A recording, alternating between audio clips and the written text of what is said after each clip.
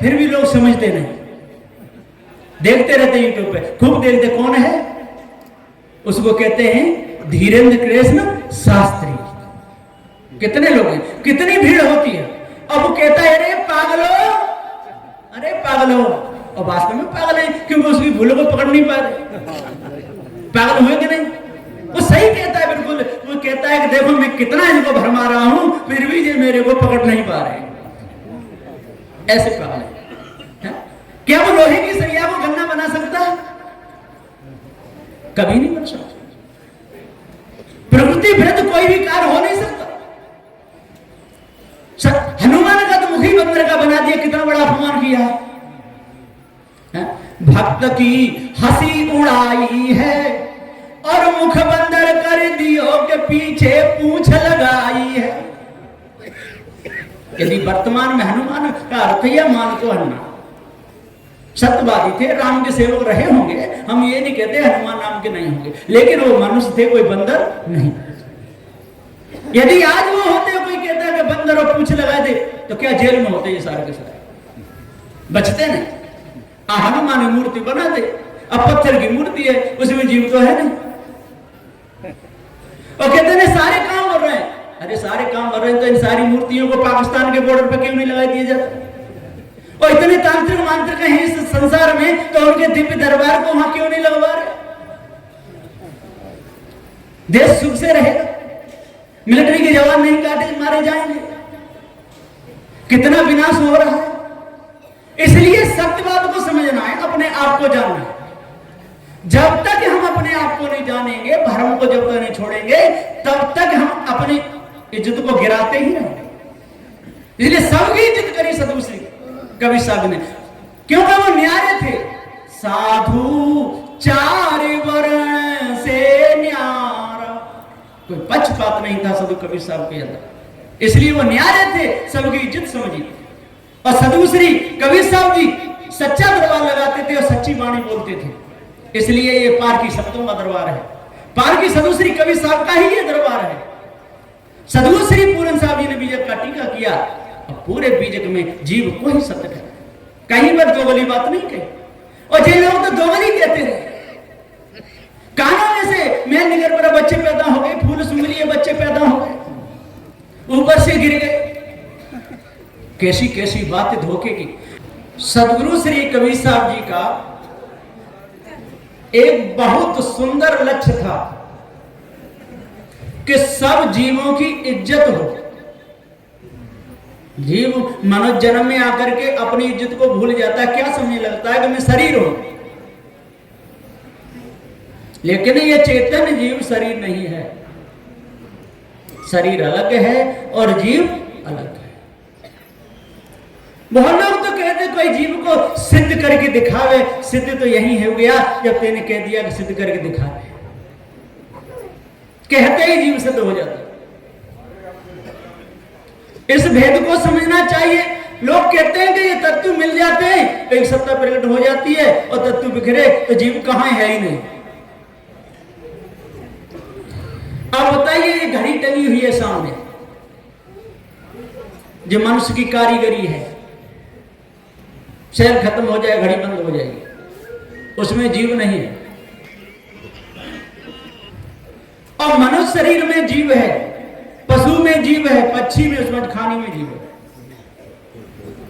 जो सुख और दुख को जानता है, जनैया है। और जब जीव शरीर से निकल जाता है तो वहां कोई सुख दुख जानने वाला नहीं। तो पृथ्वी में सुख दुख जानने का कोई भी गुण नहीं, जल में भी कोई सुख दुख जानने का कोई गुण नहीं, अग्नि में सुख दुख जानने का कोई गुण नहीं, और वायु में भी नहीं, और आकाश तो पोल खंबल है। सुख दुख को जानता है, जीव जानता है। जब वो कहता है कि कोई जीव को सिद्ध करके दिखावे, तो उसी समय हो गया सब, कह रहा है, जान रहा है। जान बूझ जो कपट करतु है, तेय संबंध न कोई, कहीं कबीर तेई मुड़ को भला कौन विद। लकड़ी को हमारी से काटते हैं ना, कोई सुख दुख नहीं। किसी पत्थर को फोड़ते हैं, कोई सुख दुख नहीं। और जिस समय किसी तनधारी पर जिसमें जीव है उस पर छुरी चलाते हैं तो क्या गत होती है? छुरी रे जब गर्दन पर आवे, फड़की बोटी बोटी जावे। जिस समय कसाई बकरा को काटता है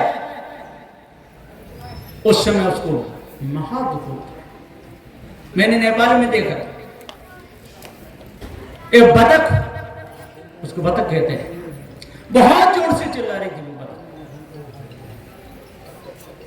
उसकी बोली ऐसी थी कि कोई छोटा बच्चा अपनी मां के लिए विशाल आवाज करके रो रहा है। गुरुदेव साथ में थे। मैंने गुरुदेव से कहा कि गुरुदेव जी ये बतख है और क्यों चला के पिंजड़े में बंद है। अब जैसे सबके गले कट गए, अब इसका भी गला कटने वाला है। कसाई तो काटेगा, मानेगा, उन्हें पता चल जाता है। जब डंडा हाथ में लेकर के कोई खूनी आता है तो पशु भागने लगते हैं, और संत गुरुजन जब हाथ में डंडा लेके चलते हैं तो कुत्ते चुपचाप बैठे रहते हैं, वो डरते भी नहीं और सामने से निकल जाते हैं। मेरा आसन है वहां ऊपर, सबने देखा होगा। कबूतरी को मैं रोज उड़ा देता था वहां से, जहां सबको पता है आसन है, फिर भी आकर घोंसला रख लेती थी। उसके जो लागे रखती कूड़ा उसको मैं फेंक देता। एक दिन ऐसा आया कि बिना कूड़े के उसने अंडा वहां रख दिया, और नीचे बैठ करके मैं रोज पाठ करता था, खड़ा रहता था, निकलता रहता, लेकिन वो कबूतरी वहां से उड़ी नहीं, और फिर उसने अपना घोंसला जो कहते हो रख लिया। एक बार झाड़ू लेकर के मैंने उस पर करा घर, तो अपने अंडों के ऊपर लेकिन इसलिए ये भी जानते हैं कि ये कैसा आदमी है। तो जीव यहां सिद्ध हो गया, जीव सत्य है, अजन्मा अखंड है, अनादि है, कभी मरता नहीं, और नाशन तत्वों का भी नहीं होता। पृथ्वी के परमाणु का कभी नाश नहीं होता, वो अनगिनत परमाणु है, कोई गिनती नहीं कर सकता। जल के परमाणुओं का नाश नहीं होता, अग्नि के परमाणु का नाश नहीं होता, वायु के परमाणु का नाश नहीं होता, और चेतन जीव का भी नाश नहीं होता। लोग कहते हैं कि परमाणु तो टूट जाता है, ये बिल्कुल भूल है। जहां तक टूटता रहता है वहां तक वो परमाणु नहीं, या टूटने की समय खत्म हो जाए तो परमाणु सिद्ध हो गया। तो सद्बुद्ध यहां प्रकार के समझा, अणु त्रिशणु परमाणु त्रिशणु फिर तो सब बनते जाते हैं, लेकिन जो पृथ्वी जलवायु अग्नि ये अनादि, इनका न कभी बनना हुआ है और न कभी बिगड़ना। जो कार्य है कार्य बनता है और बिगड़ करके और कारण में मिल जाता है। इसलिए किसी को कभी दुख नहीं देना, इस भ्रम में नहीं रहना कि पुनर्जन्म नहीं होता है।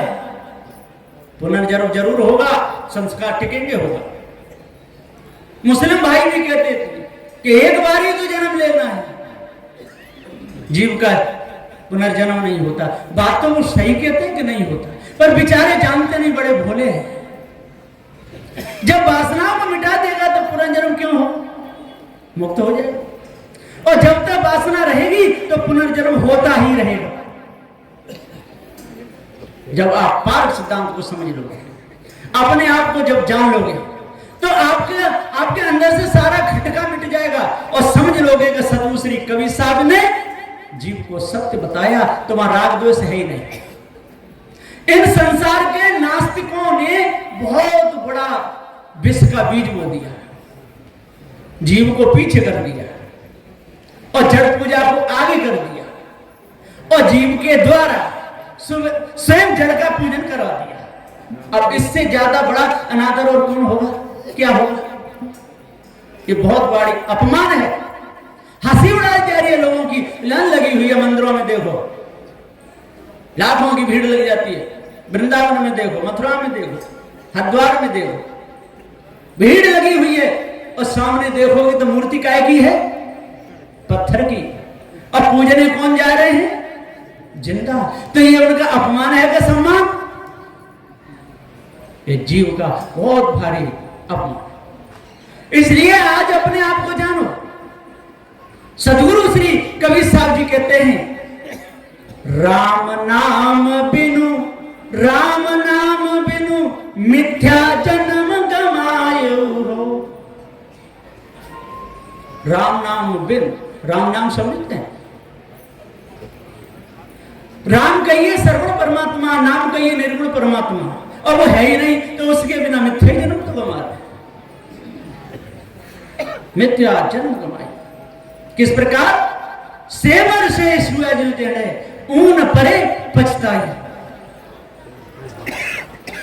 सेवर के वृक्ष को देख करके, उसके फूल फल को देख करके उसका सेवन करता है, और जब फल पकता है उसमें जब चोंच मारता है तो चटाक सीधे चटक के उसके जीभ में भी चोट लग जाती है, चोंच में, उसमें धुआं निकलता है। सुंदर फूल देख से मरी को बिरम रयो सुआ, मारी चोंच निकस गयो धुआ। क्या मिला फूल के पास में, सिर धुन धुन कर रोता है। इस नकली के संसार में क्यों असली को खोता है। इस नकल में मनुष्य की बनी हुई कारीगरी बनाई हुई, ये कारीगरी स्वयं, ये कारीगर भूल गया कारीगरी के चक्कर में, अपने आप को नहीं जान रहा है। ये कितना बड़ा अपमान है। इसलिए आज समझ लो, पारखी सदगुरु श्री कबीर साहब जी ने, पारखी सदगुरु श्री पूरन साहब जी ने आपको मनुष्य बनने का उपदेश दिया है, पशु बनने का नहीं, बुद्धिहीन बनने का नहीं, कौवा बनने का नहीं, हंस। और हंसों में भी वो मानसरोवर पे जो रहता वो हंस नहीं, मानसरोवर का ये मनुष्य देह, मनुष्य देह में रहने वाला ये चेतन जीव, ये हंस है। हंस तो वो भी है, लेकिन वो भूल बस वहां चला गया। आज आप अपनी भूल को सुधार सकते हो। असली हंस कौन है? जो मनुष्य जन्म में आ गया, वो समझ सकता है अपने बंधनों को, लेकिन कौवा बंधनों को नहीं समझ सकता। सुकर कुकर बिल्ली बंदर मसा मुखारी अपने बंधनों को नहीं समझ सकते, क्योंकि उन्होंने बंधन के कर्म तो कर लिए पहले, मनुष्य जन्म। अब वहां तो जाकर के जन्म लेना है, अंडे में जाना है, उसमें खाने में जाना है, पशुओं की गर्भ में जाना है, मनुष्य देह में आना है। और यहां तो जो सारे संस्कार मिटाने पड़ेंगे, मनुष्य खाने का भी मिटाना पड़ेगा, त्याग के बल पर। सदगुरु देव कहते काल पीर तिनकी मिटी, जिनको दृढ़ बेरा, तेई बिन जीव सब दुखित अति, पच पच मरे अभाग। बड़े ज्ञानी हो जाते हैं, बड़े ध्यानी होता है, जटाओं को रखा लेते हैं, पैरों तक लटकते हैं। एक महात्मा जी थे, उन्होंने अपनी जटाएं खोली, पैरों तक लटक गई। एक महात्मा जी और आए उधर से, बोले महाराज जटाएं तो आपकी बहुत बड़ी हैं, कि 35 साल की साधना है।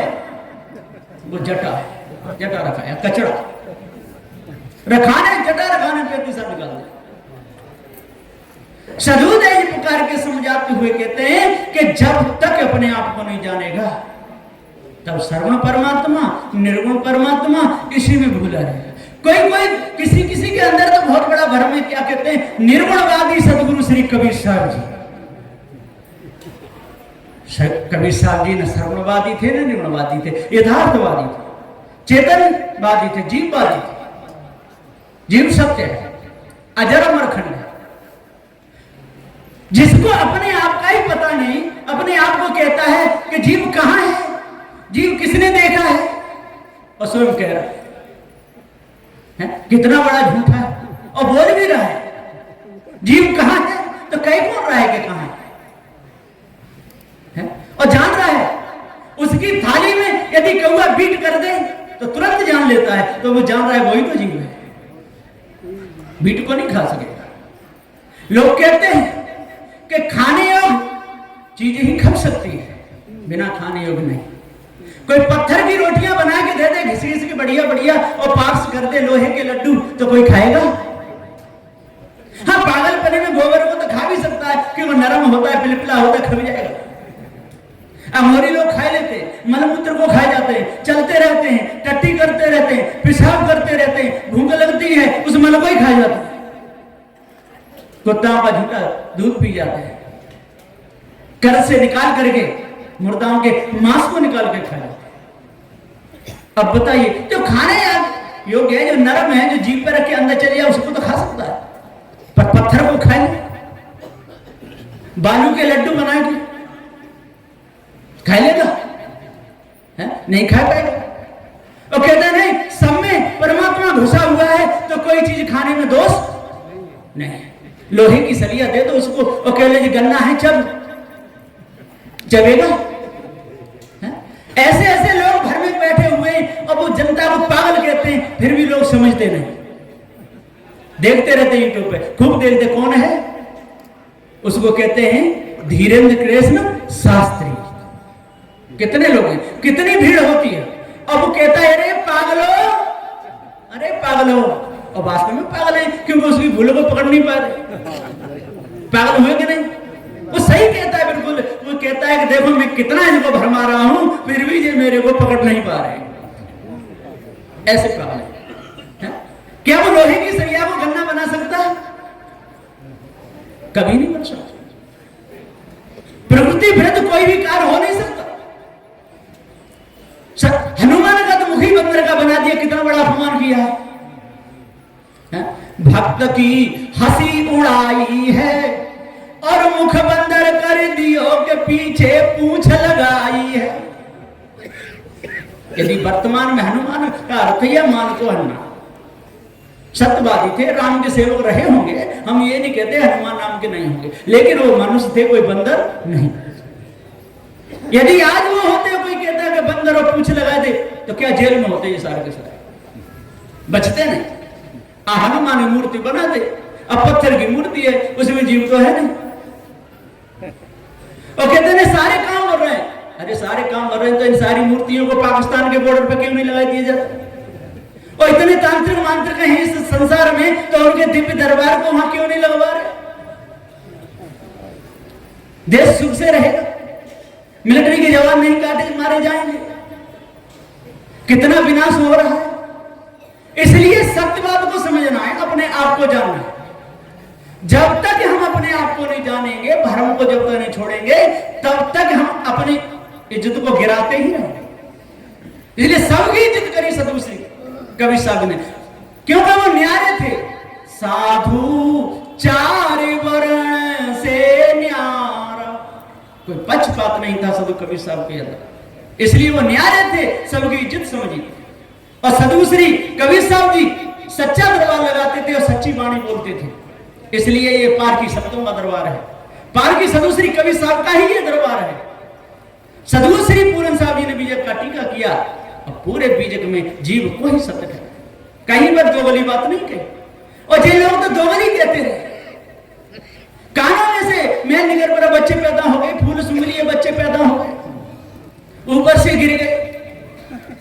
कैसी कैसी बातें धोखे की।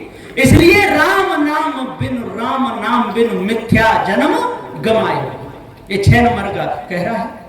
इसलिए इस भेद को समझो और पार की संतों की शरण में लगो, तब ये बीमारी कटेगी, और नहीं तो कटने वाली नहीं है। आपका अपमान होता ही रहेगा दिन और रात। बोलिए श्री सद्गुरुदेव की।